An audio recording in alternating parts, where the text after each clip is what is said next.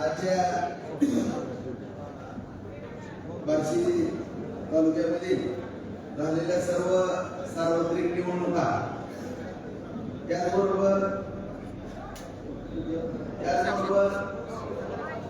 झालेल्या कृषी उत्पन्न बाजार समितीच्या निवडणुकीच्या निमित्तानं आपल्या सर्व जिल्ह्यामध्ये राज्यामध्ये आपल्या सर्वांना माहिती आहे की अत्यंत चांगल्या पद्धतीचे निकाल आज आपण भारतीय जनता पार्टीच्या आरपीआयच्या माध्यमातून या ठिकाणी मागवून देऊ शकतो। आज त्या निमित्तानं आपल्या सर्वांचेच मार्गदर्शक ज्यांनी मला आदरणीय देवेंद्र फडणवीस साहेबांजवळ नेऊन एक अत्यंत राजकीय जीवनामध्ये उभारी दिली असे आदरणीय चंद्रकांत दादा या ठिकाणी आज आपल्या समोर उपस्थित आहेत। कारण आपल्या बऱ्याच जणांना माहिती आहे की आदरणीय दादांची नजर माझ्याकडे गेली आणि मला बरोबर घेतलं दादाने आणि दादा म्हणले की कोल्हापूरला मी आणला आम्ही गेलो होतो की राजा तुला भारतीय जनता पार्टी बरोबर काम करावं लागेल, मी तुझ्या नेहमी पाठीशी राहील आणि देवेंद्र फडणवीस साहेबांचा सुद्धा आशीर्वाद तुला सातत्याने राहील आणि या परिस्थितीमध्ये आपण बांधवांनो काम करायला सुरुवात केली आणि त्यावेळेस पासून खऱ्या अर्थानं आपल्या बार्शी तालुक्यामध्ये नवचैतन्य निर्माण झालं आणि एक विकासाचं पर्व सुरू झालं। कारण त्यावेळेस मी माझे आमदार होतो, आशेबाई तांबोळी नगराध्यक्ष होते, आपले जवळपास 40 पैकी 29 नगरसेवक त्यावेळेस निवडून आले होते आणि अचानक पंचायत समिती आपल्याला भारतीय जनता पार्टीमध्ये प्रवेश केल्याबरोबर भारतीय जनता पार्टीची सुद्धा पंचायत समितीदार आपल्या आशीर्वादाने त्यावेळेस गेल्या वेळेस सुद्धा आलेली होती आणि आपल्या मार्गदर्शनाखाली देवेंद्र फडणवीस साहेबांच्या मार्गदर्शनाखाली काम करत असताना मी त्यावेळेस माझे आमदार असताना एवढं या बार्शी तालुक्याच्या विकासाचं पर्व सुरू झालं आणि सर्वांच्याच एक प्रेरणेतून व सहकार्यातून भारतीय जनता पार्टीच्या माध्यमातून त्या ठिकाणी काही युतीच्या माध्यमातून मला उमेदवारी जरी घेता आली नाही तरी मी अपक्ष उभा राहिलो आणि त्या ठिकाणी आमदार झालो बांधवांनो आणि आदरणीय देवेंद्र फडणवीस साहेब त्यावेळेस महाविकास आघाडीचं सरकार स्थापन होत होतं आणि आपल्या सगळ्यांनाच माहित आहे की कुणीही सत्तेला पाठिंबा देते परंतु माझ्यावरती असंख्य केलेले सहकार्य किंवा सातत्यानं माझ्या प्रत्येक राजकीय जीवनातील जडणघडणीमध्ये आदरणीय देवेंद्र फडणवीस साहेबांनी दादांनी वेळोवेळी लक्ष दिलं आणि त्या सर्व गोष्टीची मनामध्ये मला जाणीव होती आणि त्यावेळेस विरोधी पक्ष नेतेपदाला पाठिंबा देणारा एक राजद्रोह ठरला आणि ह्या सर्व गोष्टी पार्टीनं त्या सर्व गोष्टीची काळजी घेतली, पार्टीने त्याची नोंद घेतली आणि खऱ्या अर्थानं आज बार्शी तालुक्यामध्ये ज्यावेळेस आदरणीय देवेंद्र फडणवीस साहेबांच्या मार्गदर्शनाने सत्ता स्थापन झाली आणि शिंदे साहेब मुख्यमंत्री झाले, साहेब उपमुख्यमंत्री झाले, दादाही मंत्री झाले आणि सगळ्यांच्या प्रेरणेतून बार्शी तालुक्याला जवळपास 4000 कोटीहून अधिक निधी बांधवांना आपण आणू शकलो।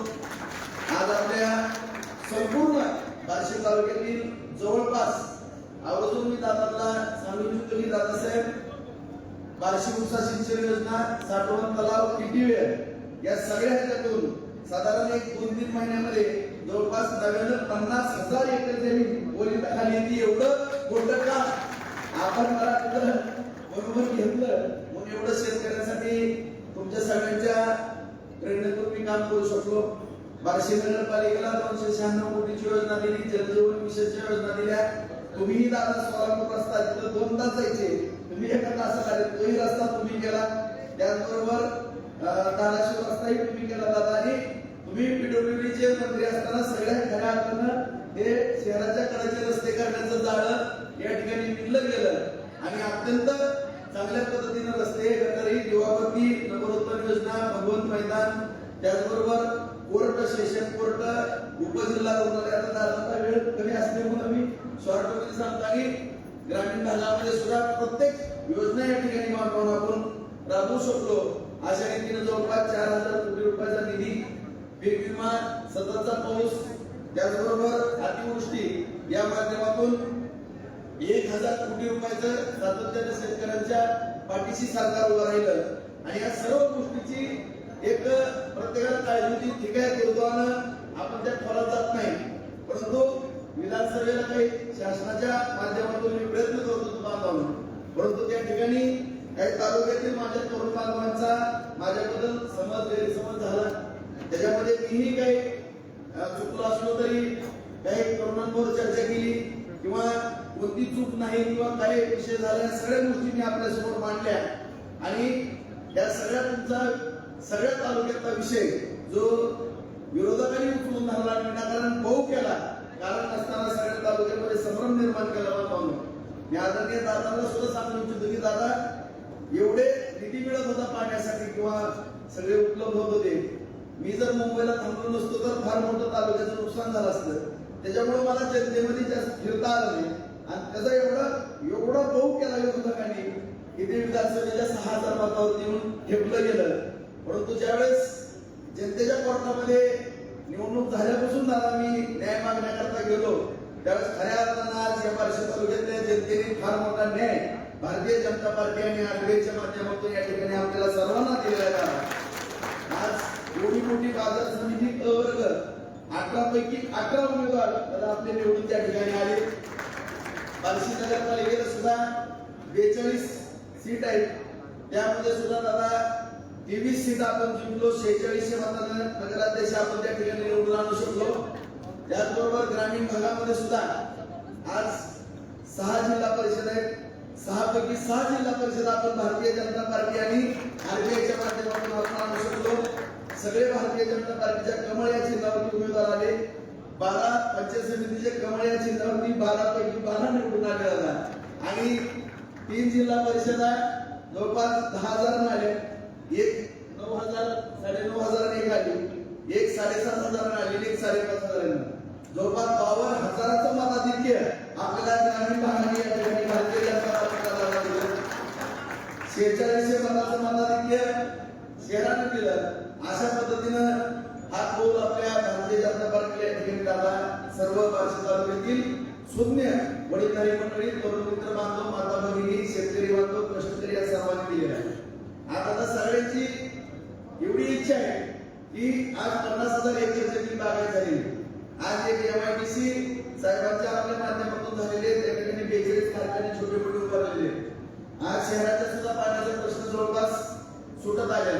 ग्रामीण भागामध्ये जनजीवन मिशनच्या माध्यमातून आदरणीय पंतप्रधान नरेंद्र मोदी साहेबांच्या मार्गदर्शनातून एवढ्या मोठ्या योजना त्या ठिकाणी कार्यान्वित केल्या. तिथले प्रश्न सोडले. नवीन उद्योग या तालुक्यामध्ये दादा आपण उभा करतोय आणि त्या ठिकाणी बँका किंवा जागा, वीज, पाणी या सगळ्या गोष्टीची सोय करतो दादा. एकदम चांगलं काम या ठिकाणी चालू आहे. भविष्य काळामध्ये सर्वांची जी इच्छा आहे दादा की पाण्याच्या बाबतीमध्ये आणखी थोडं बार्शीवरती लक्ष असताना प्रवर्षणातला हा तालुका आहे. प्रचंड एरिया असलेला हा तालुका आहे. एक उजनीचा स्त्रोत दादा आणि दुसरा सातपूर तलाव किंवा छोटे छोटे बंधारे किल्ले या माध्यमातून आपल्याला शेतकऱ्याला या ठिकाणी पाणी देणं आवश्यक आहे. त्याचबरोबर या ठिकाणी MIDCच्या माध्यमातून एकच MIDC आहे. आपल्याला आणखी 3 साईट दादा उपलब्ध आहेत. त्याकरता पण एका MIDCची प्रक्रिया चालू आहे आणि आणखी 2 अशा आणखी 3 MIDC जर बार्शीमध्ये झाल्या तर एक उद्योग नगरी म्हणून बार्शीकडे पाहिलं जात आहे. मराठवाड्याचं प्रवेशद्वार आपल्याला माहिती आहे, तुमचा मतदारसंघ आहे. या ठिकाणी प्रतिनिधित्व केलेलं आहे. तुम्हाला बार्शीची प्रत्येक वेगवेगळी माहिती आहे. आज व्यापारी एवढा ताकदवान आहे. वैद्यकीय क्षेत्रामध्ये बार्शी मजबूत आहे आणि शिक्षण क्षेत्रामध्ये सुद्धा बार्शी मजबूत आहे. फक्त तुम्ही असा थोडा पुश केला तर एक 20-22 तालुक्यातून सगळी उलाढाल या तालुक्यामध्ये होते आणि सगळ्यांची आशा या ठिकाणी एक निर्माण झालेली आहे की विधानसभेमध्ये झालं असू द्या. आणि आता सगळं भरभरून विधानसभेचं सगळं काय आम्ही परत भेट दिली आणि घरोघरी असं जवळपास 57,000चा मताधिक्य झाला भारतीय जनता पार्टीला आहे. फक्त शेतकऱ्याला पाणी आणि तरुणाला रोजगार. आता मी प्रचंड प्रचंड कष्ट घेतो. कष्ट घेण्याकरता मी कुठं सुद्धा मागं पडणार नाही. फक्त मंत्रालयामध्ये काय जर थोडं वाटलं तर साहेब आणि तुम्ही या ठिकाणी बार्शीवरती प्रेम करावं एवढी या ठिकाणी बार्शीकरांची अपेक्षा आहे. त्याच्यापेक्षा कुठलंही या ठिकाणी मागणं नाही. तरी आज या ठिकाणी संपूर्ण बार्शी तालुक्याने एवढा मोठा कौल दिला आणि राज्यामध्ये रेकॉर्ड झालं एवढं मोठं. त्याबद्दल मी तालुक्यातल्या जनतेचं मनपूर्वक आभार व्यक्त करतो. त्याचबरोबर दादा आज कुटुंबासोबत तुळजापूरला आई जगदंबेचं दर्शन करता निघाले होते. दादाला मी त्या दिवशी विनंती केली, दादा तुमच्यावरती एवढं प्रेम करतात तालुक्यातली सगळी मंडळी, सगळेजण जे तालुक्यातील जनतेने ज्यांना आशीर्वाद दिले, ज्यांना निवडून दिले, त्यांचा सत्कार करून त्यांच्या पाठीवरती शाबासकीची थाप मारावी आणि पुढील कार्यात त्यांना शुभेच्छा द्यावा एवढी विनंती दादाला त्या दिवशी केली. दादाने एका सेकंदात होय म्हणले, मी आलोच. किती जरी गडबड झाली तरी मी सगळ्यांना या ठिकाणी आशीर्वाद देण्याकरता प्रेरणा देण्याकरता या ठिकाणी राजा बोलतो. त्या ठिकाणी आज या ठिकाणी दादा आले, त्याबद्दल दादांचं संपूर्ण आपल्या तालुक्याच्या वतीनं मी मनपूर्वक आभार व्यक्त करतो. दादांना एवढी गैर तुळजापूरला दर्शनाची आणि नंतर सोलापूरला जायचे, परंतु दादा तुम्ही सर्वांना शाबासकीची थाप देण्याकरता आणि पुढे प्रेरणा देण्याकरता या ठिकाणी उपस्थित राहिला, त्याबद्दल सगळ्यांच्या वतीनं मी मनपूर्वक आभार व्यक्त करतो आणि माझे दोन शब्द संपवतो. जय हिंद, जय महाराष्ट्र.